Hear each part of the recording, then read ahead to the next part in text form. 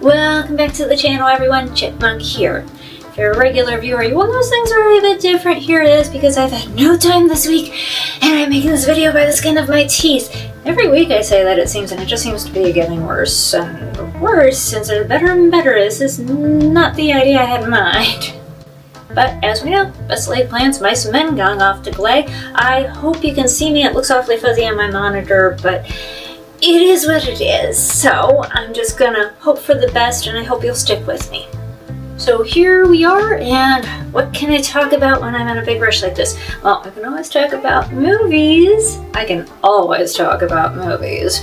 So I thought, why not a list of my top favorites? Which means I have to narrow down what those actually are. And so yes, this took longer than expected, just like everything else this week. There are so many that did not make the list, and most of them are new discoveries to me, like Stalker, Sidewalk Stories, Wings of Desire, Westward the Women, etc., etc., etc., and I mean, etc. So therefore, for this list, I decided to concentrate mainly on old favorites. Like, they have to be ones that I come back to again and again. And I still had to be very picky, but I made it there in the end. This is not a top 10. It is a top 13 plus a few honorable mentions. It is the best that I could do. So, there's your setup. Here we go with the payoff. Oh, and quick note. These are mostly, if not all, going to be Hollywood movies, because I've always liked independent and foreign films, but I haven't watched too many until recently. So with that, number 13, Dark City. Dark City is directed by Alex Proyas, starring Rufus Sewell and Jennifer Connelly, and it is 100 minutes long. I saw this in the theater when it first came out. Somewhat of a spoiler, you're gonna hear that a lot, because watching a movie in the theater can make all the difference, and so can watching it when in a certain span of formative years. But this one holds up, I feel.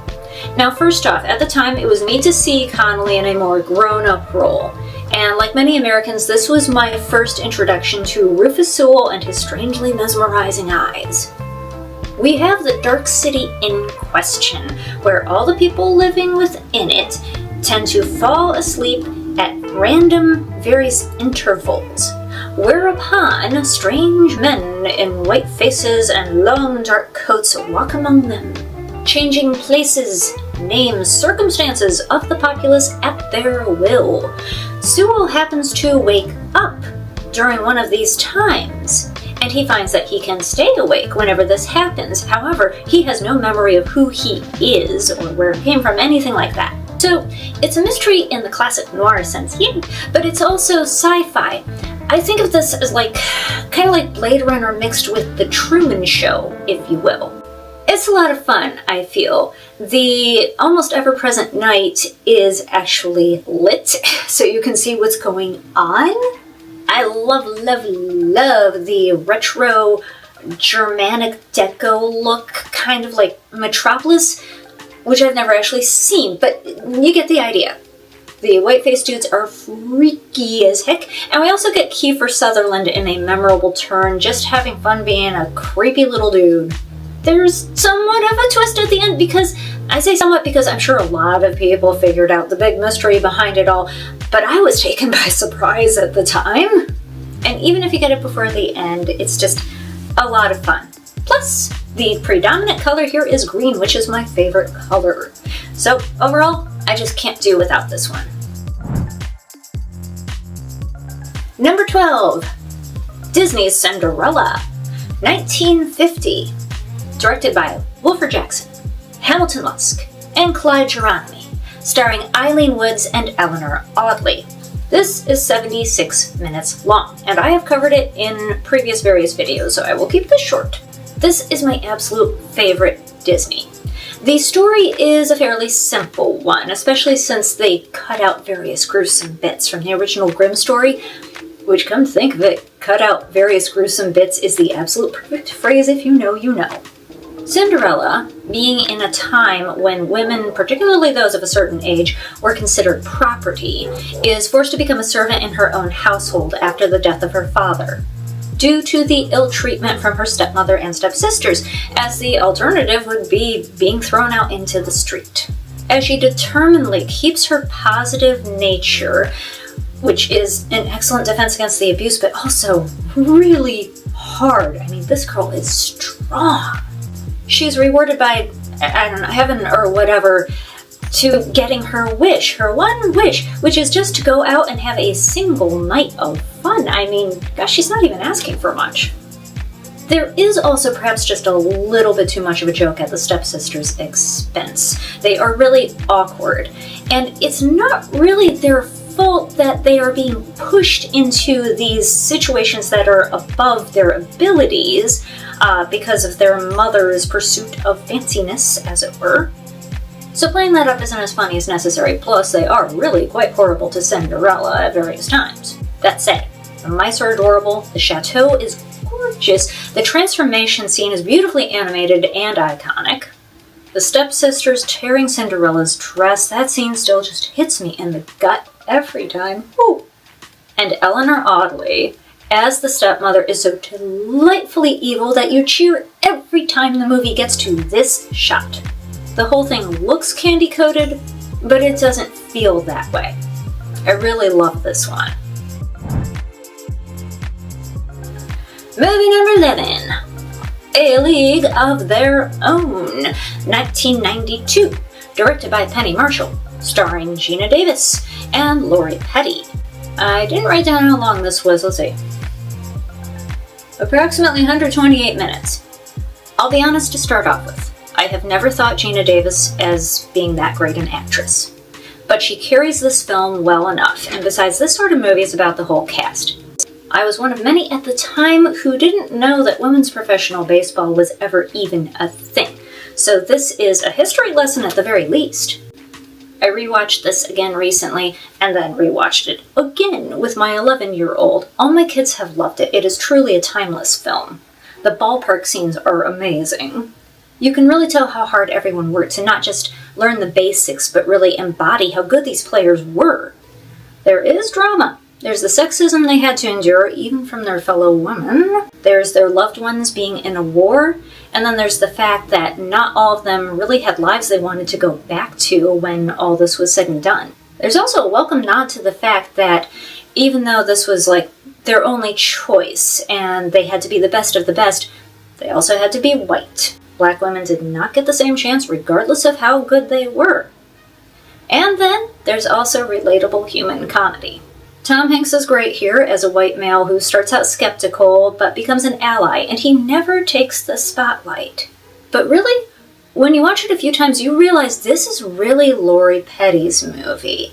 Ostensibly, the movie centers around Gina Davis, but Petty's rival team wins at the end, and you realize that that's how it should be. Because her character of Kit not only wanted it so much more, she deserved it. Like I said, real human, relatable, and how about that Marla Hooch? What a hitter! Number 10. 12 Angry Men, 1957, directed by Sidney Lumet, starring Henry Fonda and Lee J. Cobb, and 10 other dudes. 96 minutes. Really what makes most of these movies good, I feel, is that I can share them with my kids, and they'll get it. This is Lumet's directorial debut, and I did not know that until I wrote this script. It's a good example of his signature, which is to say he likes to stage scenes involving multiple actors, in which everything has their own little personality thing that they're doing, but the blocking is just so that you can see everyone in the shot. It's a little distracting once you notice it, but it does not detract from the excellence of this film. Here, the 12 men are jurors, and that's interesting because at the time, women certainly served on juries, and people of color as well. And they have updated this to 12 angry jurors, but that's kind of hard to say, so I don't know. However, even at the time, a critic made the point that they are white for a reason, and that's because when you get a group of white men together in a room, they tend to look at each other, see the same type of person, and assume that they're all on the same page, which this movie proves they certainly are not. So this group of jurors, rural jurors I guess, have to deliberate a case of murder. And at first the case seems open and shut. But one holdout cannot make up his mind. As they discuss the case, the seeds of doubt show that the case may be more complex than it appears. We do not get to know each man equally well, but each does have their own distinctive personality, so we end up feeling like we know them well enough. Lumet mainstays like Martin Balsam and Jack Warden are here, also E.G. Marshall, Jack Klugman, and John Fiedler, well known to us today as the voice of Piglet in Disney cartoons for about almost 40 years. The black and white looks exceptional, and the script moves neatly and cleanly between character beats and the case at hand, using both to make frequently the same points. Lee J. Cobb as the last holdout is both infuriating and heartbreaking. It is nice to see a group of white men change their minds when presented by irrefutable evidence, I'm just saying. Number 9 is Noises Off. 1992, directed by Peter Bogdanovich, starring Carol Burnett and Michael Caine. This movie is 89 minutes. It is based on a stage play, and is one of those movies about a show where everything that can go wrong does. It's an opportunity for many great lines, but also there's a brilliantly choreographed slapstick silent scene. Timing is everything here, and everyone involved does a fantastic and memorable job. Maybe too memorable because I tried out for this show in community theater once, and I was unable to shake all these interpretations, which probably explains why I didn't get in. It is a wonderful, different sort of entry for so many of these actors. There's Christopher Reeve, once again proving that he had range and was a great comedic actor. There's John Ritter with an absolutely terrible British accent, showing off his stunt skills. There's Denholm Elliott as an aging alcoholic who may be putting it all on. R.I.P. to all of them. Also look for Mark Lynn-Baker from Perfect Strangers and Now Ghosts, and also Julie Haggerty of Airplane fame. It is not for everyone, I guess. This was one that I tried sharing off with my kids, and I had to turn it off halfway because they were getting bored. And I was like, what? I don't know, maybe you have to understand how stage stuff works at least a little and appreciate the conceit here that the phrase, "the show must go on," would be applied with that level of seriousness. As for me, when I first rewatched this after a number of years, I was gasping for air because I was laughing so hard it was that funny to me. So watch this and see if it hits you right, and if it doesn't, I would love to know why because I'm stumped. Number 8, Gremlins 2, directed by Joe Dante, starring Zach Galligan and Phoebe Cates, 106 minutes. I like the first one, but this one is it for me. Young couple Billy and Kate from the first movie have moved to the big city and now work in a large building housing multiple businesses, which is owned by a rich mogul. Through circumstances, they reconnect with Gizmo and soon have to subject the building to pest control on a massive scale. I love a good meta story, and this one is tops. John Glover's performance as the rich mogul is obviously lampooning a certain rich fella whose name was very much in the news at the time and has been very much in the news for the past 10 years or so. But although his portrayal couldn't be called layered, his character has a heart beneath it all and really means well with pretty much everything he does. It's the type of performance that I feel really should have won awards, but it didn't because it's this type of movie. There are so many great jokes. Points are slightly docked for making the Japanese dude camera happy. It's a big stereotype. But Gere Watanabe had a lot of those types of roles, and he just brought the sweetness to all of them. And there are definite meta moments, such as Leonard Maltin reviewing the first film before he is attacked, and a reference to the Gizmo suction cup card doll. 80s kid memory unlocked.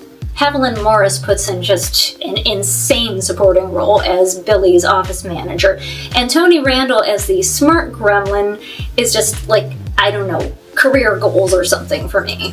Joe Dante just seems to enjoy being a film director. It bleeds through in every one of his films. This is just damn good fun. You'll be quoting it for a while.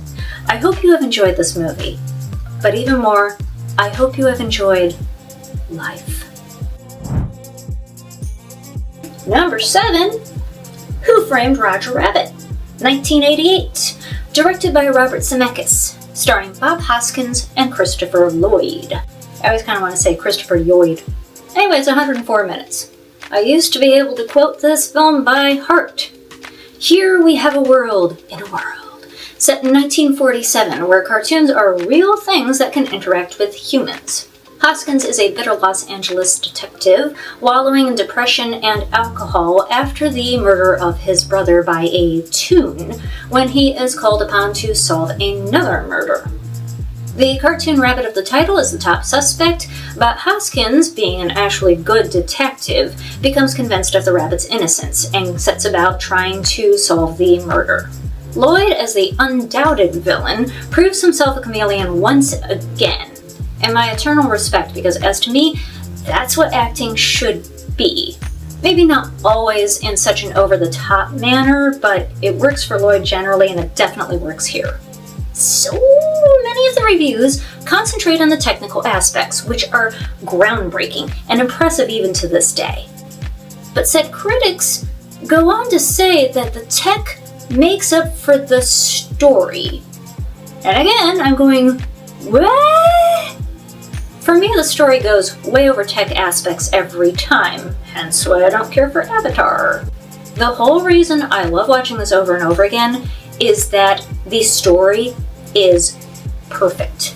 There are no plot holes, and that is not easy to do. Watch it and see if you can spot one.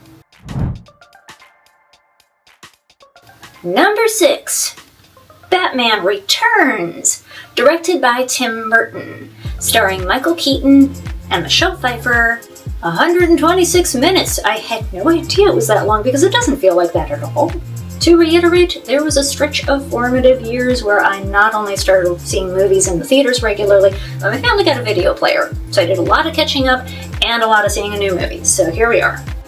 This is the darkest of the Batmen from the 90s, and it shows, once again, how easy it is to light a dark movie if you just give it a try. Here we have Keaton as the man who would be Bat fighting foes the Penguin, played by Danny DeVito, and also, while alternately romancing her, Catwoman, played by Michelle Pfeiffer. Christopher Walken is also in there as a kind of supporting villain, but I don't feel he detracts in the same too many villains way as Batman and Robin. Everyone is having a good time here, but Pfeiffer does the best job. As a woman whose personality is not necessarily split, but she is finding a darker side to her personality coming out that she can't quite control, and it scares her. This is one film where I just love the look. Like in Dark City, there's this retro, gothic sort of aesthetic, which I guess just really works for me. We also have Vincent Schiavelli, Doug Jones, those little penguins with the rockets on their backs, and Ada Katarina as the poodle lady, which again is total career goals.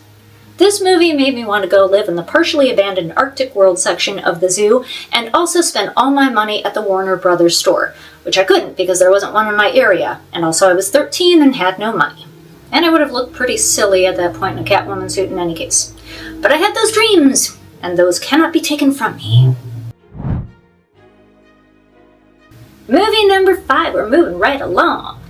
Sneakers, 1992, who would have guessed? Directed by Phil Alden Robinson, starring Robert Redford and Mary McDonnell. 126 minutes, again, how are all these movies longer than I thought they were? As far as I can tell, Phil Alden Robinson didn't actually do all that much in Hollywood, but what he did very well.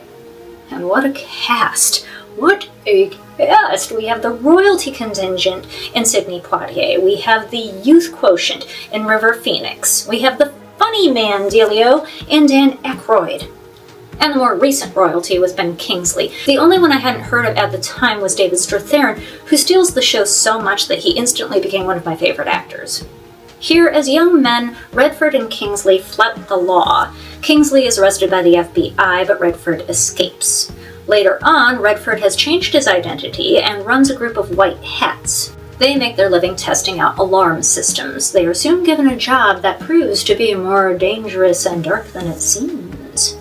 This is a heist film, essentially, and it's good fun. And that is the key here, because it is not a perfect film. Talk about your plot holes. So I am willing here to concede the existence of nostalgia as a factor. But again, we have great cast chemistry, wonderful use of disparate personalities. The King, Stephen Tobolowsky, as icon Warner Brandis, my voice is my passport, verify me. The heist itself, which, as so often with heists, contains the essential element of timing, but it turns that on its head by the necessity of everything having to go slowly. It is so excruciating and adds to the suspense. And the soundtrack. James Horner was an absolute genius. This is a damn good, rollicking good run, so who cares if at the end it's super easy for Kingsley to find them all and get his revenge? And hey now, if there weren't so many horribly awful RIPs in this movie, this would be a good candidate for a belated sequel. Just saying. Number 4 is Labyrinth, 1986, directed by Jim Henson, starring Jennifer Connelly and David Bowie. 106 minutes. This is important. My middle kiddo requested recently that we rewatch this film, and that is a big deal, because they never request to watch any movies that aren't animated, and very few of those at that. Also, there are 3 movies that you watch when you're sick. This one, Monty Python and the Holy Grail, and The Princess Bride. This is my favorite of the 3, but I did not know until this last time that this movie was written by Python member Terry Jones. Connelly plays Sarah, a 16-year-old who doesn't want to grow up. When Bowie, Goblin King of Sarah's favorite fantasy world, steals away her baby brother, she has to go a journey in order to get him back and also find her maturity in the process. Of course, the soundtrack is Gen X nostalgia all the way. Go up to any one of us and say, "Dance Magic Dance," and see what happens. This was part of the golden years for the Henson Company, and their wizardry is highly evident. They were just really good at what they do, still are. But here again, it's not just about the tech, so to speak. The story is solid, and it's about an identifiable journey that every one of us has to make at some point. Really, the 80s were full of these sort of movies, like The Never-Ending Story for kind of an example. This was another that I used to know by heart. All those great characters, even the minor ones, and those lines. It's so stimulating being your hat. Coming down to the last 3, number 3 is Spellbound, 1945. Directed by Alfred Hitchcock, starring Ingrid Bergman and Gregory Peck. 111 minutes. This is my Hitchcock pick. I know, I'm not picking Psycho. I love Psycho, and I love so many Hitchcock films. But this one's it. Bergman is a psychiatrist in the early film sense of the word, where they figured a psychiatrist will probe somebody's mind, and once they figure out what the one thing is that's causing all the problems for that person, they'll be able to just unlock it and they'll be cured just by virtue of knowing the one thing that is wrong with them. That's basically what happens here. As she falls in love with murder suspect, because it's Hitchcock, of course he is, Gregory Peck, who is also an amnesiac, and together they work to prove his innocence. It's a solid story all around, with Peck occasionally showing an unnerving possible menace beneath his suave smile. He was hot at this point, okay? Bergman doesn't really do much different than what she normally does in a Hollywood film, but it works for her, and it's hard to imagine anyone else in the part. Of course, the big draw here is that famous dream sequence, created in collaboration with Salvador Dali and impressively scored by Miklos Rosa.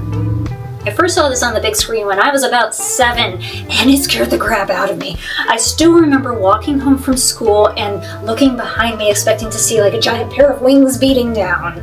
There are some other very cool parts to this film though, such as the POV shot of the gun, which eventually turns on the user itself while Bergman demonstrates her bravery. Again, possibly nostalgia, and I do love Hitchcock, and there's a lot of rewatching of his films generally going on, but this one wins out for me. Movie number 2, and I can't believe I'm saying this. The Mummy, 1999, directed by Stephen Sommers, starring Brendan Fraser and Rachel Weisz, 2 hours and 3 minutes. Okay. You have no doubt picked up by now that many of these films are from the 90s. I am an exennial. Talk to the hand. Second of all, of course this is on my list. It's like everyone's favorite film, which I hadn't known until I saw it on the social media, so at least those are good for something. In fact, this was my favorite film since it came out for over 20 years, and I seriously thought nothing could dethrone it. And as it is so incredibly very close that I almost put them both at number 1 as a tie. So the plot is... does anyone not know it? Okay, we're in Egypt at the turn of the last century, and there's this ancient city that no one can find. And it takes a soldier of fortune and a hot librarian to find it and give the evil mummy, who's not really that evil when you come right down to it, the smackdown. This film is most known today for having one of the best casts to date on film, but it's also an excellent mixture of action, adventure, drama, comedy, especially comedy. It was one of the first of its nature that I recall to really not take itself too seriously. They all do that nowadays, see pretty much any Marvel movie. It's also a great source of Egyptology light, so you feel like you've learned something by watching it, and there's a dash of tragic romance thrown in. The soundtrack is excellent and re-listenable, and the pacing is steady and never takes you out of the story, and this is over 2 hours. And the cinematography just screams classic Hollywood influence. I always love the sequence of the camel race, the part from where they begin setting up to where the race actually starts. That whole part just says to me, classic Hollywood summer movie. Like this right here. This is what we go to the movies for. I can't personally go to bat for the sequel, although it has its points. And the third movie is a movie. And it's kind of sad that Stephen Sommers has not been able to catch lightning in a bottle again. And it just seems like everything's been a step down since this one. I mean, have you seen Van Helsing? But this movie, I can't rhapsodize about it enough. It's another where I used to know every line by heart, except now I can't because I took a break for a long while because I had kids and I figured it was a bit too scary for kids. But now my youngest is 11, so let's crack our knuckles and do this thing. Before we get to number 1, we have a few honorable mentions. Indiana Jones and The Last Crusade. I saw that one in the theater. It's still an awesome film. It's my favorite Indiana Jones, though it's close. I mean, honestly, I even kind of like the 4th one. I feel like, yes, it's ridiculous that he survived a nuclear blast by climbing in a refrigerator, but then again, it's just a silly summer movie at the heart of it all, and I always feel like if anyone could do that, it'd be Indiana Jones. The Red Violin did not make my total list because I haven't actually seen it that many times, but it is a highly memorable film nonetheless. Like, I don't remember it, but I remember key moments. It seeps into your consciousness and stays there. Gambit, 1966 version. I have mentioned this in another video or two. It's just an old favorite. Nostalgia again. But it's got a neat little twist to it. I love neat little twists. Actually, there's more than one when you come to think of it. Plus, it's a heist movie, a con movie, and I'm big fans of those. This one is actually usually called Ramen Shop. I have it as Ramen Tape, but it's the same movie. It is a charming film, rather slow-paced, but still charming, about a man whose father dies, his mother died when he was a child, and he goes on a journey to find his heritage, basically, through food. Like I said, it's a little slow, but it's beautifully shot and wonderfully acted, and the food, ooh, the food. The Addams Family did not make my top list because I decided to avoid holiday films. This is our Halloween film, the sequel is our Thanksgiving film, but yes, rewatchable. Oh god, it's so rewatchable. So many great lines. And iconic performances. Predestination. There may be some disagreement. I've seen lots of people complaining on the internet about this one, mainly because they're like, oh, there's people with sex change operations and, you know, this happens and that happens, and that's not how transsexual stuff works. And yet, very definitely, that's not how it works.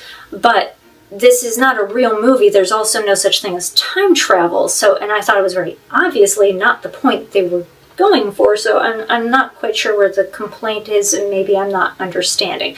Basically, when I watched this, my brain turned inside out, and I was delighted by that. Last honorable mention is Jaws. I just love Jaws. Big old Jaws shark. Robert Shaw, the man, the absolute GOAT. The last one. Top of the tippy top, here we go. I'm bracing myself for all the internet arguments. Everything, Everywhere, All at Once. 2022. Directed by Daniel Kwan and Daniel Scheinert, starring Michelle Yeoh and Kiki Kwan. 139 minutes. Yes, I am on the EEAO bandwagon. To start with, what is this movie about?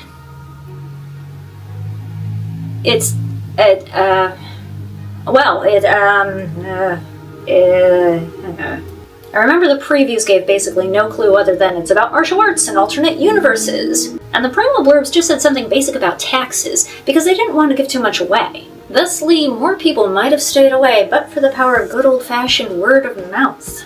I actually saw this in the first couple of weeks when it was out, so I was in on the ground floor for something, the first time, probably only time, of my life. Anyway, you really can't describe this movie other than, at its heart, it's about a woman rediscovering herself and rediscovering her relationships with her husband and daughter. And then there's a whole bunch of wackadoodle stuff thrown on top of that. And boy, do I love wackadoodle stuff.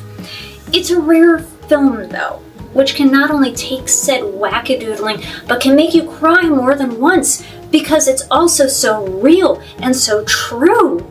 Even with people whipping their dogs around on their leash like lassos, and other people attempting to play the piano with their feet because their fingers are essentially hot dogs. The story is everything. The movie takes that to heart, and it never loses sight of it.